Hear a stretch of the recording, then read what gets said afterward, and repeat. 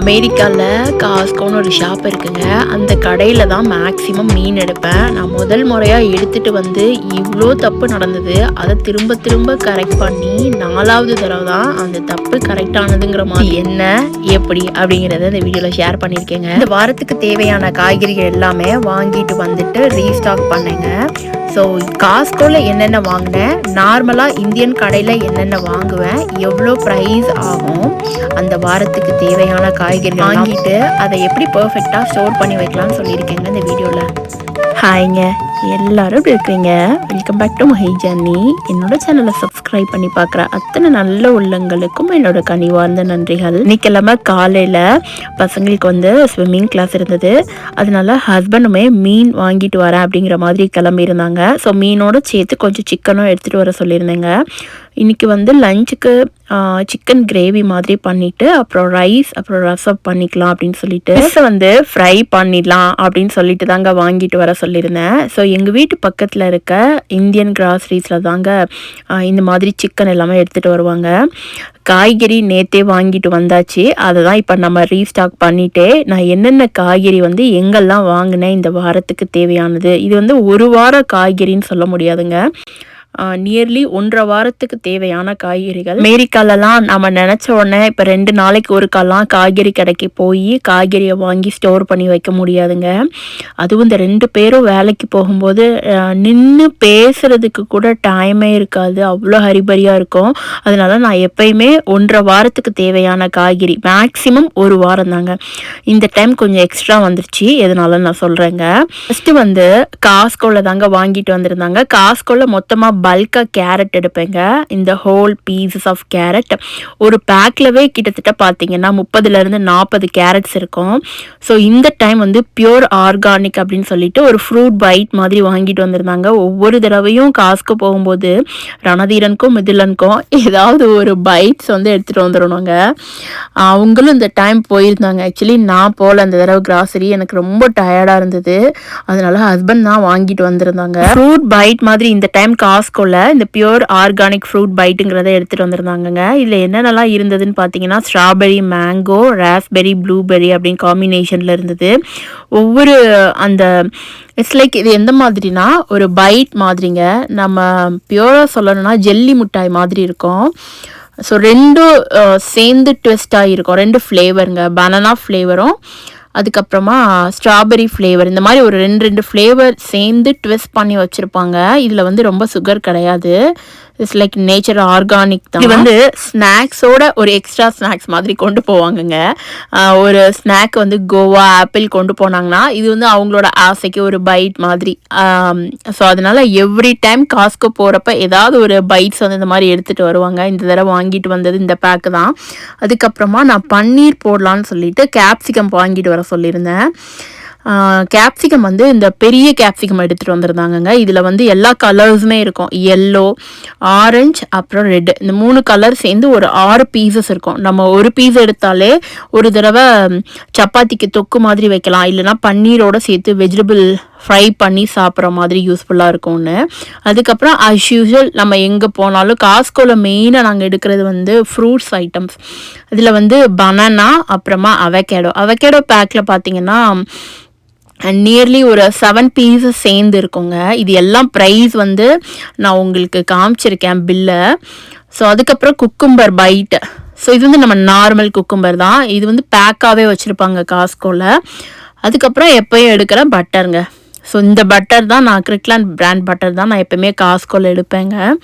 So இதில் நம்ம ஒரு பேக்கை ஓப்பன் பண்ணோன்னா ஒரு 4 ஸ்டிக்ஸ் உள்ளே இருக்கும். அதில் ஒரு 2 ஸ்டிக்கை எடுத்து நான் வந்து கீ பண்ணி வச்சுக்கிட்டேன்னா எனக்கு அந்த ஒரு வாரத்துக்கு நெய் வந்து கரெக்டாக இருக்குங்க. ஸோ ஒரு வாரத்துக்கு ஒருக்கா நான் நெய் திரும்ப காய்ச்சுவேன். அது போக நம்ம வேஃபல்ஸ் போடும்போது சப்பாத்தி போடும்போது லைட்டாக பட்டர் தடவைங்க, அதுக்காக நார்மல் அந்த பட்டர் ஸ்டிக்ஸையும் நான் யூஸ் பண்ணிப்பேன்.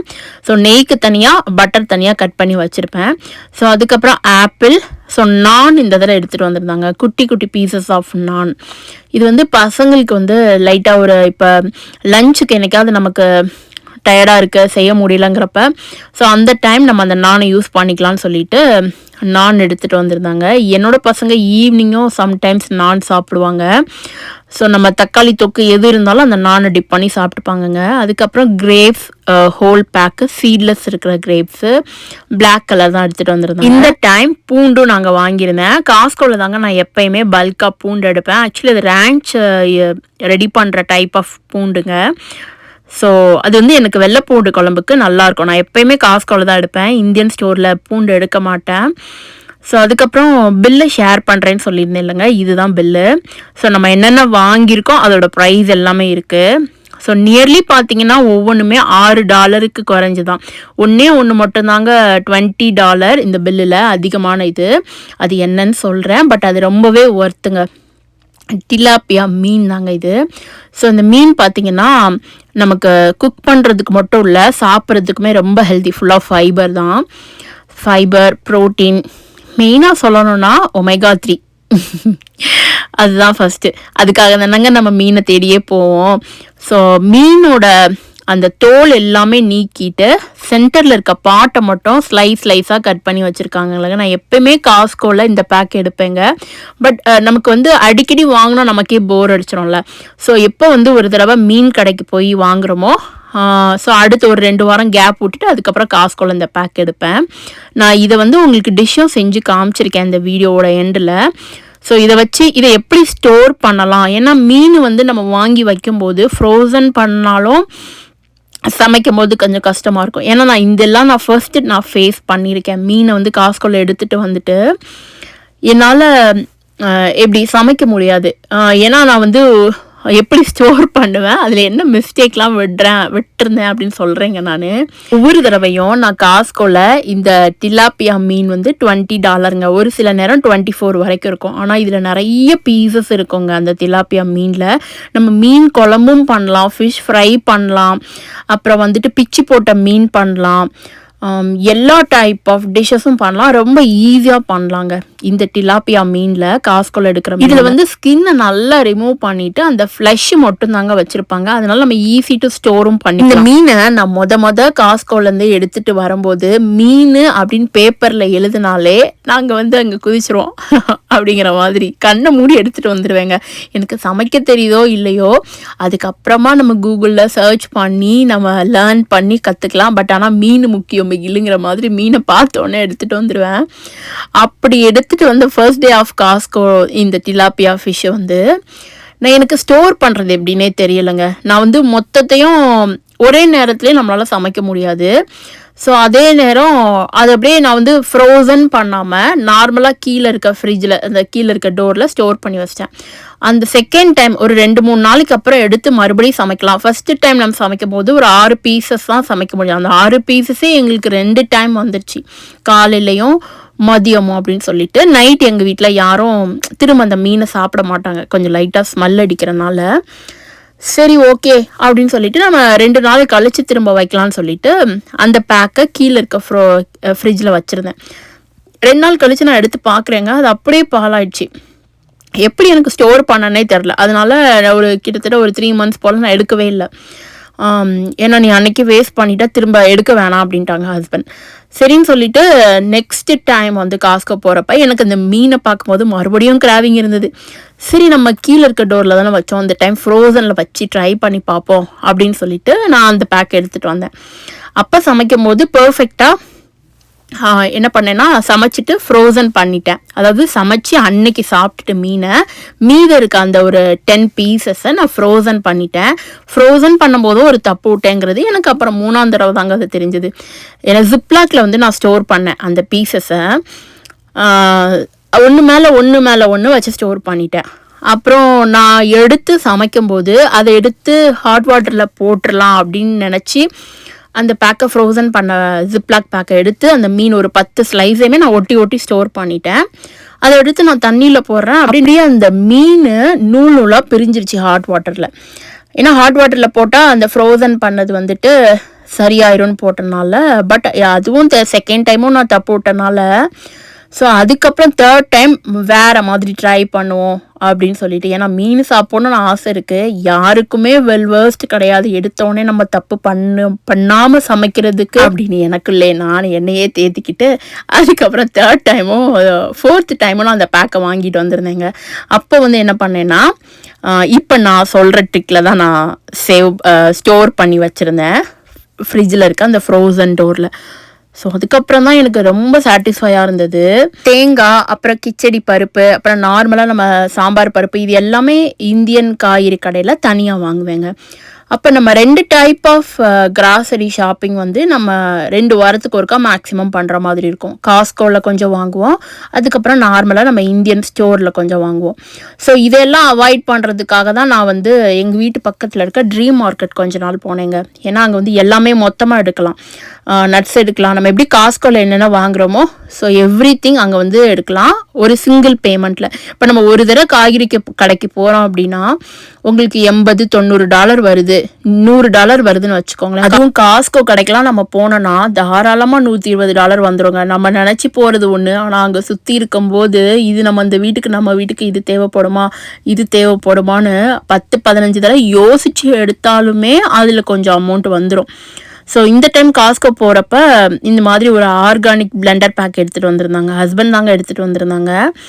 ஸோ இதில் வந்து என்னென்ன இருக்குன்னா, strawberry, blueberry, raspberry, banana, hemp seeds, கொஞ்சம் நட்ஸுமே போட்டிருப்பாங்க, டேட்ஸு, அப்புறமா so plant based proteins, pumpkin seeds கூட சம்டைம்ஸ் இருக்குங்க.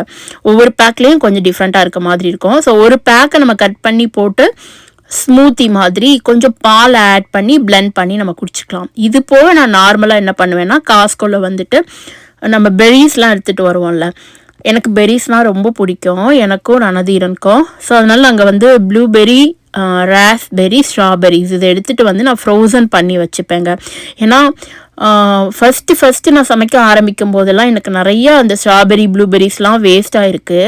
ஸோ ஃப்ரோசன் பண்ணதுக்கப்புறம் ஒரு பீஸ் கூட வேஸ்ட் ஆகாமல் நம்ம எப்போ வேணுமோ நாங்கள் ஷேக்கில் எடுத்து போட்டு குடிச்சிக்கலாம் அப்படிங்கிற மாதிரி கொஞ்சம் பால் ஆட் பண்ணிவிட்டு, ஸோ பாலோடு சேர்த்து ஏதாவது உங்களுக்கு பிடிச்ச நட்ஸு, பம்கின் சீட்ஸு, இல்லை வந்துட்டு ஹெம்ப் சீட்ஸு, இல்லைனா ஆல்மண்ட் எது பிடிக்குமோ அதை போட்டு 2-3 ஃப்ரோசன் ஸ்ட்ராபெரி, இது எல்லாமே நான் ஃப்ரோசன் பண்ணி வச்சுருக்கேன். அதனால தாங்க அந்த மேலே ஒயிட்டாக இருக்குது, இதெல்லாம் ஐஸ் தான்.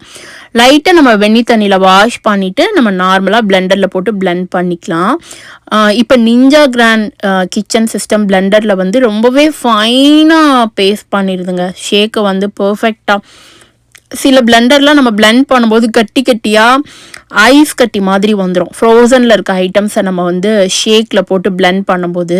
ஆனால் நிஞ்சா கிராண்ட் கிச்சன் சிஸ்டமில் நம்ம ஷேக் போட்டோம், இந்த மாதிரி ஃப்ரோசன் ஃப்ரூட்ஸ் எல்லாம் வச்சு ஷேக் போடும்போது அவ்வளோ ஃபைனாக ஸ்மூத்தி மாதிரி வருங்க. இன்னும் கொஞ்சம் பேர் என்கிட்ட என்னோட லாஸ்ட் வீடியோவில் கேட்டிருந்தீங்க, நிஞ்சா கிராண்ட் கிச்சன் சிஸ்டம் பிளெண்டரில் அந்த மிக்சரில் அரைக்கும் போது சவுண்ட் ஏதாவது கொடுக்குமா அப்படிங்கிற மாதிரி கேட்டிருந்தாங்கங்க. சவுண்டே கொடுக்காதுங்க, நார்மலாக நம்ம மிக்சியில் அரைச்ச மாதிரி தான் இருக்கும். அவ்வளோ சவுண்டுலாம் இது வரைக்கும் நான் அதை யூஸ் பண்ணும்போது நான் கேட்டதில்லை. அதுவும் சப்பாத்திக்கு மாவு பிசையும் போதெல்லாம் சத்தமே இல்லாமல் தான் பிசைஞ்ச மாதிரி இருக்கும். நம்ம சட்னிலாம் அரைக்கும் போது நார்மலாக நம்ம எப்படி மிக்சியில் யூஸ் பண்ணுறோம் அந்த மாதிரி தான் அவ்வளோ ஃபைனாக அரைச்சிருங்க. நான் வந்து தேங்காவையுமே ஃப்ரோசனில் ஸ்டோர் பண்ணி வச்சு தான் நான் யூஸ் பண்ணுவேன். ஏன்னா தேங்காவும் சில நேரம் வேஸ்ட் ஆயிரும். நம்ம வந்து இப்போ வெளியே வச்சோம் அப்படின்னா இங்கே இருக்க ஹீட்ரு ஓடிட்டே இருக்கிறனால தேங்காவெல்லாம் வெளியே வைக்க முடியாது. கீழே நார்மல் டோரில் வைக்கும் போதுமே அந்த தேங்காயிலேருந்து கொஞ்சம் கொஞ்சமாக தண்ணி விட ஆரம்பிச்சிடும். அந்த தண்ணி வந்து எப்படி சாதத்தில் தண்ணி விடுறது வந்து நல்லது இல்லையோ, ஸோ அதே மாதிரி அந்த தேங்காயிலையும் தண்ணி விட்டு நம்ம அப்புறம் யூஸ் பண்ணால் நல்லாவும் இருக்காது, சாப்பிட்றதுக்கு டேஸ்ட்டாகவும் இருக்காது. ஸோ அதனால நான் தேங்காய் வாங்கிட்டு வந்து பத்து போட்டுட்டு சில்லு எடுத்துட்டு அதுக்கப்புறமா நான் வந்து ஃப்ரோசன் பண்ணி வச்சுப்பேங்க. எப்போ வந்து நம்ம தேங்காய் சட்னி இல்லை குழம்புக்கு பண்ணுறோமோ குட்டி குட்டியாக கட் பண்ணி வச்சுருப்போம்ல, நான் ரொம்ப குட்டியாலாம் கட் பண்ண மாட்டேங்க, ஓப்பனாக சொல்கிறேன், கொஞ்சம் பெருசாக தான் கட் பண்ணுவேன். ஸோ அதை வந்து ஹாட் வாட்டரில் ஒரு 2 நிமிஷம் போல் போட்டுட்டு அதுக்கப்புறம் நம்ம சட்னிக்கோ குழம்புக்கோ எடுத்து நம்ம அரைச்சிக்கலாம். ஸோ அப்படிங்கும்போது எனக்கு ஒரு பீஸ் கூட தேங்காவுமே வேஸ்ட் ஆகாது ஃப்ரோசன் பண்ணி வைக்கும்போது. மீன் நான் சொன்னேன் இல்லைங்க, இப்போ நம்ம மீனை ஸ்டோர் பண்ணிடலாம். எவ்ரி வீக் வந்து பார்த்திங்கன்னா காய்கறி ஹஸ்பண்ட் வாங்கிட்டு வந்து வச்சுருவாங்க. தமிழ் ஸ்கூல் இருக்குங்க தம்பிக்கு. ஸோ தமிழ் ஸ்கூல் முடிஞ்சவொடனே அப்படியே காய்கறி கடைக்கு போய் காய்கறி வாங்கிடுவாங்க. ட்ரீம் மார்க்கெட் போய் வாங்கணும் அப்படின்னா மட்டும் நான் போவேன். காஸ்கோக்கும் நான் போவேன். பட் இப்போ வந்து அவங்க டோட்டலாகவே தயவு செய்து யாரும் வராதிங்க, நானே போய் காய்கறி வாங்கிடுறேன், எனக்கு அதான் ரிலாக்ஸாக இருக்குது அப்படின்னு சொல்லிடுவாங்க. நான் 2-3 தடவை கேட்டு பார்ப்பேன் நான் வரேன்னு. அவங்க நான் மட்டும் போகிறேன்னு சொல்லிடுவாங்களா, சரி ஓகே. அதுக்கப்புறம் அவங்க என்ன வாங்கிட்டு வராங்களோ அதுக்கேற்ற மாதிரி பிளான் மீல் என்ன பண்ணலாம் நான் அதுக்கப்புறம் யோசிப்பேங்க. இல்லை நீ கார் எடுத்துகிட்டு போய் வாங்குமாங்க. சாட்டர்டே சண்டே மட்டும் தானே கொஞ்சம் நேரம் ரெஸ்ட் எடுக்கிறோம், அதனால சரி ஓகே நீங்களே வாங்கிட்டு வாங்க, உங்களுக்கு என்ன பிடிக்குதோ வாங்கிட்டு வாங்க, அதுக்கப்புறமா அதுக்கேற்ற மாதிரி நான் மெனு பிளான் பண்ணிக்கிறேன் அப்படின்றவேன். மீன் வந்து நான் சொன்னேன் இல்லைங்க, அழகாக ஸ்கின் எல்லாம் ரிமூவ் பண்ணியிருக்காங்க இல்லைங்க, அந்த சென்டரில் இருக்க ஃப்ளஷ் மட்டும்தான் சாப்பிட்றதுக்கு அவ்வளோ டேஸ்டாக இருக்குங்க. நான் ரெசிபி ஷேர் பண்ணியிருக்கேன், ஃப்ரை பண்ணி. நார்மலாக நம்ம முட்டை அடை ஊற்றுற நேரம் தாங்க ஆகும். ஃபஸ்ட்டு நம்ம எப்படி ஸ்டோர் பண்ணலான்னு பார்த்துடலாம். இந்த காஸ்கோவில் நிறையா பல்காக மீன் வச்சுருப்பாங்கங்க, தாராளமாக எடுத்துகிட்டு வாங்க. ப்ரைஸ் ரொம்பவே கம்மிங்க. வெளியே போய் மீன் வாங்க போனோம் அப்படின்னா $24 நியர்லி 30 வருங்க. இந்த மொத்த பேக் சம்டைம்ஸ் 19, 18க்குலாம் எடுத்திருக்கேன். ப்ரைஸ் வேரியேஷன்ஸ் இருந்துகிட்டே இருக்குங்க காஸ்கோவில். ஸோ இப்போ நம்ம எப்படி ஸ்டோர் பண்ணோம்னா, நார்மலாக ஒரு ஜிப்லாக் எடுத்திருக்கேங்க. ஜிப்லாக்கில் வந்துட்டு ஒவ்வொரு ஃப்ளஷையுமே ஒட்டாத அளவுக்கு தள்ளி வச்சு தனியாக ஸ்டோர் பண்ணுறேங்க. ஒரு ஜிப்லாக்கில் இந்த பெரிய மீன் பார்த்திங்கன்னா மொத்தம் 3 ஸ்டோர் பண்ணலாம். நம்ம ஒரு ஆளுக்கு 1 சாப்பிட்டாலே வயிறு நிறைஞ்சிருங்க, அவ்வளோ பெருசாக இருக்கும் சாப்பிட்றதுக்கு. இது சாப்பிட்டாலே நம்ம அப்புறம் சாப்பாடே சாப்பிட முடியாது, அந்தளவுக்கு மீன் நல்ல பெரிய மீன் தான். ஸோ இப்போ நான் 3 ஸ்டோர் பண்ணியிருக்கேன் ஒரு ஜிப்லாக்கில். இதை நம்ம ஃப்ரோசன் பண்ணும்போது நம்ம எடுக்கும்போது நமக்கு டக்குன்னு வந்துடும், எந்த மீனும் எதோடையும் ஒட்டாது. ஸோ நம்ம எடுக்கும்போது டக்குன்னு வந்துடும், நம்ம குக் பண்ணுறதுக்கும் ஈஸியாக இருக்கும். நான் அப்படியே ஃப்ரோசன் பண்ணி எடுத்து உங்களுக்கு சமைச்சு காட்டுறேங்க, இந்த வீடியோலே அட்டாச் பண்ணியிருக்கேன். அதை எதனால் நீங்கள் இந்த மீன் எடுத்து ஸ்டோர் பண்ணுறதெல்லாம் காட்டுறீங்க அப்படின்னு கேட்டிங்கன்னா, நிறைய பேர் காஸ்கோவில் கண்டிப்பாக ஷாப் பண்ணுவோம். அதுவும் இந்த மீன் சிக்கன்லாம் நிறைய பேர் இந்தியன்ஸ் அங்கே எடுப்போம். அப்போ பல்காக எடுக்கும்போது நம்ம எப்படி இப்போ நிறைய ஃப்ரெண்ட்ஸ் அண்ட் ஃபேமிலிஸ் வராங்கங்கிறப்ப பல்காக எடுத்தோன்னா அந்நேரம் காலியாகிடும். இப்போ நம்ம 4 பேர் 3 பேர்லாம் இருக்கும்போது அதை எப்படி ஸ்டோர் பண்ணி வச்சு சாப்பிட்ணுன்னு எனக்கே ரொம்ப நாளாக தெரியலைங்க. நானே லேர்ன் பண்ணி 4 தடவை 5 தடவை நானே எனக்குள்ளே லேர்ன் பண்ணிக்கிட்டு தான் இந்த ஒரு சொல்யூஷனுக்கே வந்தேன். ஸோ அதனால தான் யாராவது ஒருத்தங்களுக்கு யூஸ்ஃபுல்லாக இருக்கும்னு ஷேர் பண்ணுறேங்க. இந்த 3 இதையுமே ஒட்டாமல் தனித்தனியாக ஜிப்லாக்கில் போட்டிருக்கேன். இதை அப்படியே ஃப்ரோசன் பண்ணிடுவேங்க. மொத்தம் 3 ஜிப்லாக் தேவைப்படும், சில டைம்ஸ் 4 கூட தேவைப்படும், அதோட பீசஸ் பொறுத்து இருக்குது. நிறைய பேர் இன்னொரு கொஸ்டினும் என்கிட்ட கேட்டிருந்தீங்க, நிஞ்சா கிராண்ட் கிச்சன் சிஸ்டம் வந்து எங்களுக்கு பர்ஃபெக்டாக அதில் எப்படி மாவு ஆட்டுது, தோசை மாவு ஊற்றி அப்புறம் இட்லியும் ஊற்றி எங்களுக்கு காட்டுங்க அப்படிங்கிற மாதிரி ஃபேஸ்புக்கில் நிறைய பேர் கமெண்ட் பண்ணியிருந்தீங்க. நான் கண்டிப்பாக உங்களுக்கு ஷேர் பண்ணுறேங்க அப்கமிங் வீடியோஸில். இப்போ நான் ஃப்ரோசன் பண்ணி ஒரு 2 நாளைக்கு அப்புறம் தாங்க அந்த மீனை சமைச்சேன். ஃப்ரோசன் பண்ணிட்டோனாலே எல்லாமே பர்ஃபெக்டாக தான் இருக்கும். எங்கள் மீனை போய் ஃப்ரோசன் பண்ணி சாப்பிடுவீங்களா அப்படின்லாம் கேட்டுறாதீங்க. ஃப்ரோசன் பண்ணி சாப்பிட்றது ஹெல்தி தான். நம்ம சமைச்சு தான் ஃப்ரோசன் பண்ணக்கூடாது, வாங்கிட்டு வந்த மீனை ஃப்ரோசன் பண்ணி சாப்பிட்லாங்க. ஸோ இப்போ வந்து நார்மலாக நம்ம எப்படி முட்டை அடை ஊற்றுவோம் அந்த மாதிரி ஸ்டைலில் தான் நான் மீன் பண்ணி காட்டுறேன். தோசைக்கல்லில் கொஞ்சமாக மஞ்சப்பொடி, ஜீரா பவுடர், சோம்பு powder, red Kashmiri chilli powder, உப்பு, இஞ்சி பூண்டு பேஸ்ட்டு, 1.5 டீஸ்பூன் போல் கரம் மசாலா, இது எல்லாமே ஆட் பண்ணியிருக்கேன். பிஞ்ச் ஆஃப் பெப்பர் பவுடர் சேர்த்து ஆட் பண்ணியிருக்கேங்க. அப்புறம் ஒரு கை நிறையா கருவேப்பிலை, இதையெல்லாம் போட்டுட்டு அப்புறம் இதிலே நம்ம மிக்ஸ் பண்ணிடலாம். கொஞ்சம் நல்லெண்ணெய் விட்டுருக்கேன். ஸோ இவ்வளோ தாங்க ரெசிபி. இது எல்லாமே நம்ம தோசைக்கல்லிலே அப்படியே மிக்ஸ் பண்ணிவிட்டு அதுக்கப்புறமா இப்போ நம்ம ஃப்ரோசன் பண்ணி வச்சுருக்க அந்த மீனை வந்து எடுத்துகிட்டு வரலாம். இன்னொரு சிஸ்டர் கேட்டிருந்தாங்கங்க, நிஞ்சா கிராண்ட் கிச்சன் சிஸ்டம் வந்து அந்த பிளெண்டர் வந்து தேங்காய் வந்து நல்லா அரைக்குமா அப்படின்னு கேட்டிருந்தாங்க. அவ்வளோ சூப்பர் ஃபைனாக அரைக்கும். நம்ம ஐஸ் கட்டி போட்டிங்கன்னா கூட அதை வந்து நல்லா ஃபைனாக அரைச்சி நமக்கு தண்ணி மாதிரி கொடுத்துரும். ஸோ அவ்வளோ ஷார்ப்பான எட்ஜஸும் இருக்குது. ஸோ ரொம்பவே என்னோடய கிச்சனுக்கு யூஸ்ஃபுல்லாக இருக்குதுன்னு தான் நான் சொல்லுவேங்க Ninja grand kitchen system. So நான் திரும்பவும் இந்த வீடியோவில் வந்து லிங்க்கை நான் ஆட் பண்ணுறேன், உங்களுக்கு வேணும் அப்படின்னா ஷேர் பண்ணிக்கோங்க. இப்போ நம்ம ஃப்ரோசன் பண்ணியிருக்க மீனை வந்து நான் எடுத்துகிட்டு வந்துட்டேன் இல்லைங்க, பார்த்தீங்கன்னா தெரியும். நான் 3 ஸ்டோர் பண்ணி வச்சுருந்தேன்ல, இப்போ அதில் ஒன்று மட்டும் லைட்டாக தண்ணியில் நனைச்சிட்டு வந்து நம்ம மிக்ஸ் பண்ணி வச்சுருக்க அந்த மசாலாவில் ஃப்ரண்ட் அண்ட் பேக் அப்படியே தடவி விட்டுடலாம். சுடாதுங்க, ஏன்னா நான் ஃப்ரோசன் பண்ணி எடுத்துருக்கோம்ல, அதனால ஃபஸ்ட்டு கொஞ்சம் நேரத்துக்கு சுடாது. ஸோ இதிலே நான் மசாலா வந்து மேலே கோட் பண்ணிவிட்டு நான் 2 மீனை சேர்த்து வச்சு இப்போ வறுக்க போகிறேங்க. எங்கள் வீட்டில் யாருக்குமே எண்ணெயில் பொரிச்சாவே பிடிக்காது. ஸோ இந்த மாதிரி தோசைக்கல்ல வறுக்கும்போது தான் ரணதீரன்லாம் ரொம்ப ஆசையாகவே சாப்பிடுவாங்க, ரணதீரனும் மிதிலனும். அதனால மேக்ஸிமம் நான் தோசைக்கல்லே தாங்க பண்ணிடுவேன் எப்போ மீன் வாங்கினாலும். கருவேப்பிலை பார்க்குறதுக்கு நிறைய போட்ட மாதிரி இருக்குல்லங்க. ஃபைனலாக பாருங்கள், இப்போ தான் நம்ம மசாலாவை கோட் பண்ணிகிட்ருக்கோம். இது 2வது மீன் ஃப்ரோசன் பண்ணியிருக்கனால அப்படியே ஐஸ் கட்டி மாதிரி தான் விரைச்சி நிற்குங்க. ஸோ கொஞ்சம் கூட சுடாது. மசாலாவை ஃப்ரண்ட் அண்ட் பேக் தடவிட்டு நம்ம மூடி வச்சிடலாம். நான் அந்த ஆட் பண்ண ஒரே ஒரு டீஸ்பூன் போல் நல்லெண்ணெய், அவ்வளோதாங்க. இதுக்கப்புறம் நான் எண்ணெயே இல்லாமல் எப்படி வறுப்பீங்க அப்படின்னு கேட்டிங்கன்னா நான் சொல்கிறேங்க. லெமன் இருக்குல்ல, லெமனை வந்து இப்போ 2 மீனுக்கு ஒரு லெமன் அளவுக்கு நான் கட் பண்ணிப்பேன். அதை வந்து கொஞ்சம் கொஞ்சமாக ஸ்க்வீஸ் பண்ணி விட்டுட்டு ஃப்ரண்ட் அண்ட் பேக் பரட்டி போடணுங்க. இப்போ ஃபஸ்ட்டு நம்ம கொஞ்ச நேரம் மூடி போட்டுட்டு ஒரு 5 to 7 minutes அப்படியே சிம்மில் வச்சிடலாம். எல்லா மீனையுமே இந்த மாதிரி தோசைக்கல்ல வறுக்கும்போது சிம்மில் வச்சு வறுத்தோன்னா அவ்வளோ டேஸ்ட்டாக வரும்.